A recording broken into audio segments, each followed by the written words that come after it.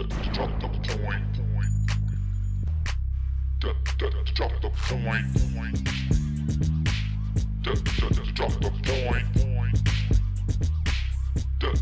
Drop the point. No zero ham bone. Gonna drop the point.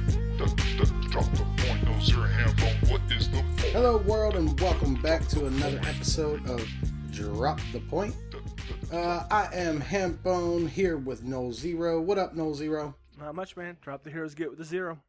No Phobos today? I gotta save the Phoboses. I can't wear the Phobos out, man. No, I feel you. Gotta keep it fresh and funky, I guess. Today, we have a little different format for you guys.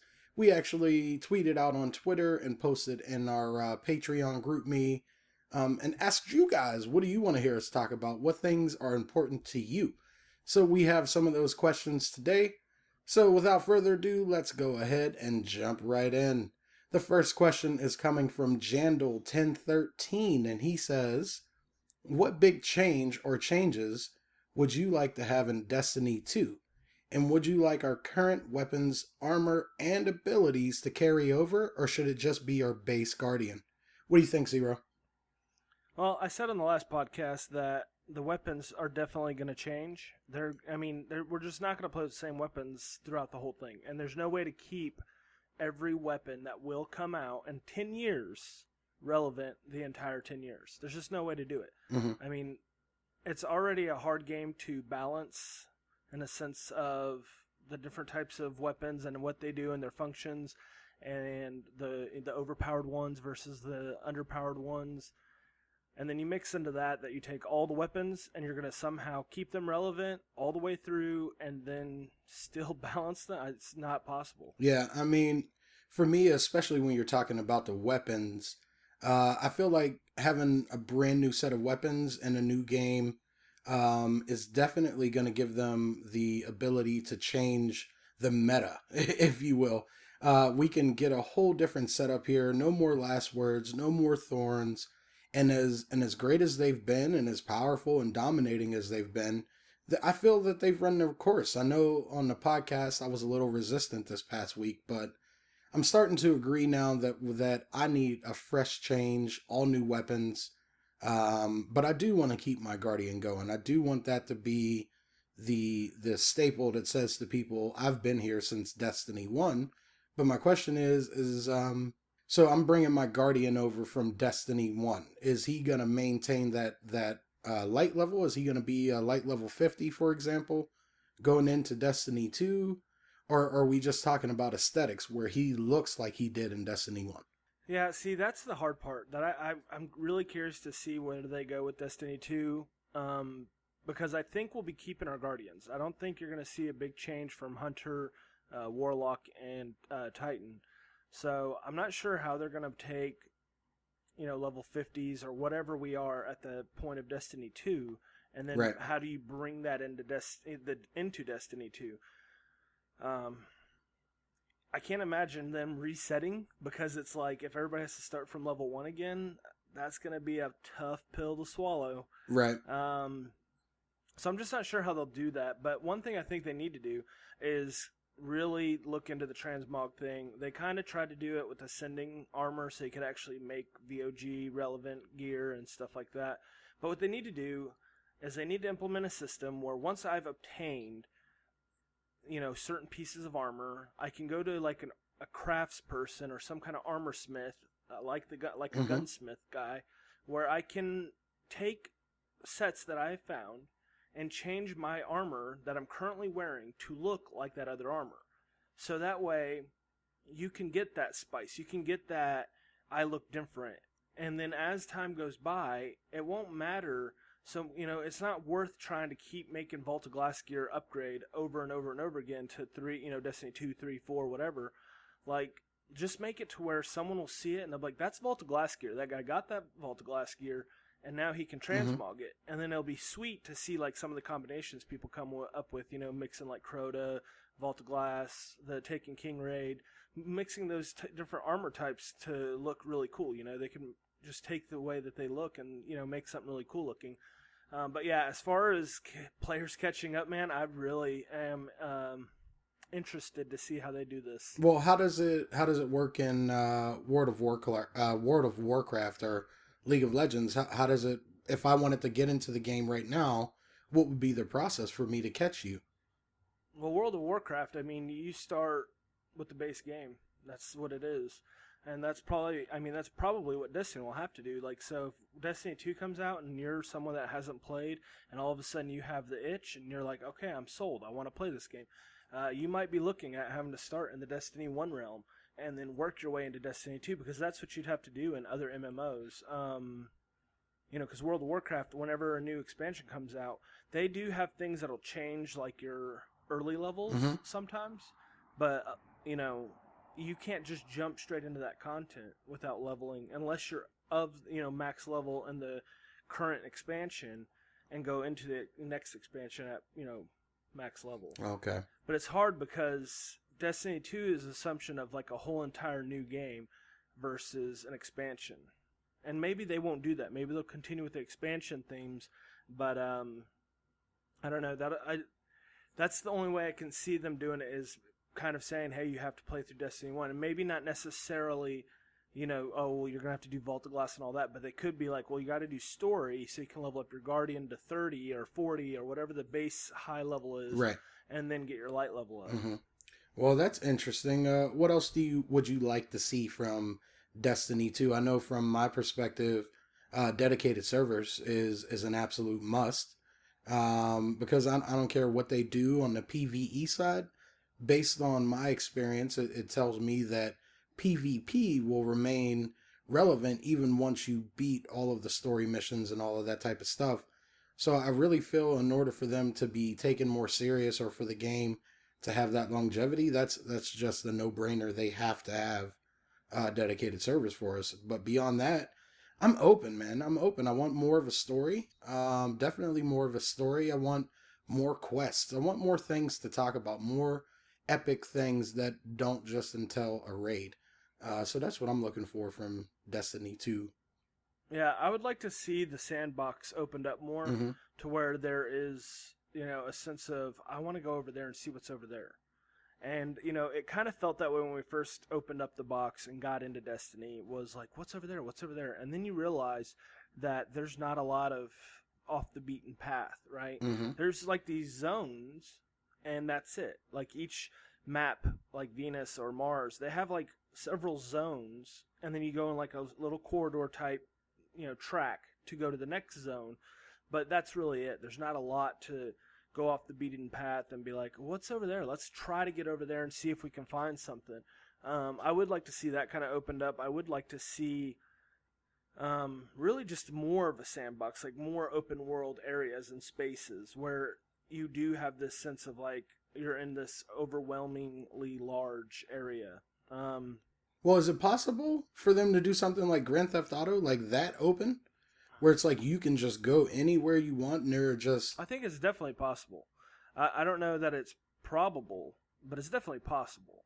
But in order to do that, they would need more than what they currently have. The reason that what we currently have works well is because there's not a lot of story elements to the game. So, like, there's no real reason to have stuff off the beaten path to, because you'd need, like, you can't just be filled with alien hostiles everywhere. That's just not good enough for an open world map.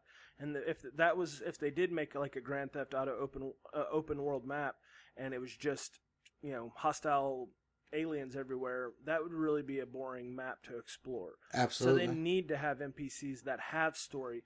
And instead of us looking for ghosts, let's go look for NPCs that maybe they give us a quest, maybe they don't. Maybe just hearing what they have to say, and people that are lore lovers will want to find that NPC just to hear the NPC talk about something that's happened or that they've witnessed or whatever whatever spice they want to add into it. Yeah, when I think back, dude, I think about the Omni strike and how sometimes when you open your ghost going into the main area, it'll say something completely different. And like for weeks and weeks, people were trying to get their ghost to say it. And I forget, do you remember that phrase? I think it was something poking fun of the ghosts, weren't they? Saying something along the lines Yeah, of like, yeah. Ghosts are meant to open right. up doors or something along those lines, and it was really cool. But it only happened. I actually did hear it one time, right when it first came out. I feel like, but I haven't really heard it since. But just stuff like that. So you're right. I think our community loves that type of thing and would really dig into the fact that they could go explore and find an NPC that would just tell them something cool, or maybe it's integral to the story. So I really look forward to that. I just think it'd be fun also, I mean, to have the ability to, if you have, monster spawns already, or alien spawns, or whatever you want to call them, you have these hostile spawns already on the maps. It'd be cool as the day and night cycle goes through if there was odds of, a rare monster coming up. Mm-hmm. And in that, if you find, if you have the chance to fight this rare monster, it's almost like fighting like a boss or something. And it's a community thing. Everybody that's in that area could jump on it. And then, maybe there's a drop chance if this thing only, you can only get this weapon from a rare monster, and, you can get, you go and search for these monsters. There's a lot of different things that they could really, really do here. I just like to see them expand on it. Yeah, absolutely, dude. And Bungie, if you're listening out there, you should get No Zero to help you write the story, because I'm quite sure that you guys are already in cahoots anyway. But anyway, moving on. Our second question is coming from RNG Shards, and he asks, "What do you think is broken in Destiny? How would you fix it? Where would you take the story if you had creative control?" And I think for this one, what we're going to do to distinguish is let's focus on Destiny 1 and where we are currently and what they can do to kind of wrap up the life cycle of Destiny 1. The thing I think the most broken in Destiny is light level. It doesn't make a lot of sense sustaining it for a long time. Like, I think 10 years, I think about, light level going up. I mean, now they're adding light level to guns, and from what I understand, the light on your gun is going to kind of dictate what level you are, which in turn doesn't that dictate what guns we have to have equipped to be max level. I don't know. To me, light level seems like a good idea starting out, but my experience with these types of games and then playing this one as much as I have, I can't see how you sustain it. I mean, you're going to get to a point where you're going to have light level, 200, 300, and it's like, you're going to have, I don't know. To me, I just don't know how you sustain it. And how you fix it is easy. You get rid of light level. So what goes in its place? Nothing. If you want to have Guardians get to level 50, then they can get to level 50 through experience. Through XP only. Okay. Mm-hmm. Right. Once they're there, or maybe it's not just XP. Maybe they have something kind of like light, but it's something that is obtained. Maybe you get a certain amount of light from, like, maybe they say you get to level 20, right? And we'll just go with level 30 as our max cap. Mm-hmm. If we were in those days, let's say maybe getting to level 30 required leveling up so many legendaries and exotic weapons. And once, you level up an exotic weapon, you get a light shard, and that goes towards, your Guardian consumes that and gets a point towards his light level, right? Or something along those lines. Maybe they can do that, but it doesn't have to necessarily be just XP based, but I just don't know how the gear, to me, it's just too much of an arbitrary number. Leveling has always been like that in every game. Everybody always talks about how it's just an arbitrary number and this and that. And Destiny matters a lot because they put so much emphasis on damage and, how much you deal, how much you take based off your level. Mm-hmm. Where it doesn't matter what kind of guns you have in your hands most of the time, because it matters more that you out-level what you're fighting. Right. Where the thing to learn here is that the level doesn't really matter. Like, it should be a way, you do need to have kind of like the subclasses set up the way they are, where you have to obtain these things and actually have to work towards unlocking and making, a subclass page load out and actually unlocking things within the gun's trees. But the emphasis should be more on a powerful weapon's a powerful weapon no matter what level you are carrying it. Right. And so it should be the weapon itself should be harder to attain, Yeah. as opposed to just going through and trying to get your guardian up to level 30 to be relevant, so that you could use a blue gun at that point. You could use a rare weapon and you're still almost as powerful. Just running around with a guy last night, he was using a blue painted big chief inside of trials and was actually putting people down. So Yeah. I definitely agree with you with that. For me, I would say the one thing I feel is broken is the line of exotics. I don't feel outside of Galahorn there is a reason for me to get any of these exotics. Like, obviously you can make the excuse for stuff like Thorn, and then there's niche things that you can do with like the multi-tool and all those type of weapons. But it's not like it was for me. Let me tell you, I built a warlock because of Vault of Glass. When everybody found out that you could push Atheon off with the solar grenades, I built a warlock. That was the whole purpose of me building a warlock, because I felt like it was integral to the story. In order for me to feel like it was relevant, I needed to have that warlock. Same thing with Vex. When it first came out, I had to have it. And it was such a beast until they nerfed it that it made you want to grind. And it's like, for me, I want to have a reason. Like, yeah, there are people who have 100% at this game and found all the exotics. But what's the point here? I mean, I don't feel that they're special enough that they actually warrant the amount of work that goes into getting them sometimes. So, Yeah, no, I agree with you. Actually, I'm kind of in one of those lulls right now with Destiny where the main reason I get on is to play with our community. right. Like, the times I'm getting on is to play with our community. I don't have a lot of push to play the game by myself. Like, I don't come home and like, oh yeah, let me just turn on Destiny and play. It's like, okay, well, there's trials. Let's try to get some listeners through trials. Right. And I'm really excited because, September 15th is really close. Mm-hmm. And I'm like, I can't wait. And I really hope this is the case. I just can't wait to open up the Taken King and get a little ways into it and realize everything I'm rocking as far as weapons go are crap. I need the new stuff. Right. And then I have a whole slew of new reasons to play this game. I have a whole new, world to explore. I'm ready to go again. Right.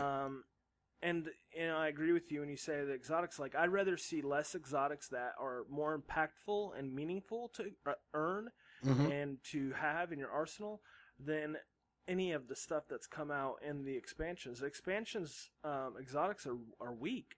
Yeah. I mean, Necrochasm's not. What do you worth need it getting. for? You Yeah, don't you need it for There's nothing. no good reason to get the Necrochasm other than to say you have it.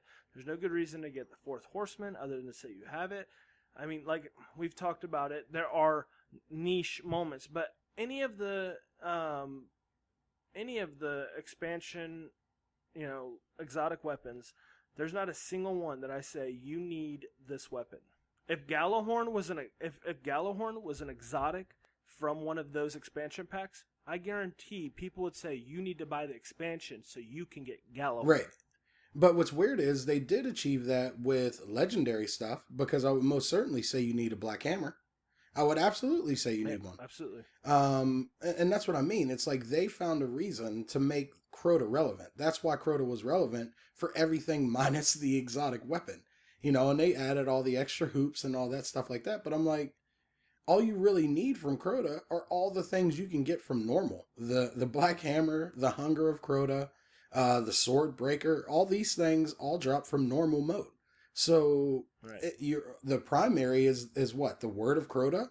I guess the Fang of Erut is pretty sweet. I do still use it, but you can get by with plenty of other guns in Destiny that aren't the Fang of Erut. So that's what I want to see moving forward, and I think that's how they can fix this game, is to make things relevant, just like they did with Black Hammer and a few of the other guns where they really had a major success. But that is going to do it for us today, guys. I want to thank you so much for listening.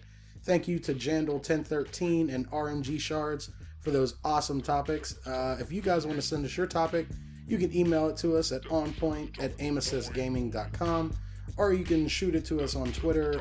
You can follow us there at aimassistgaming.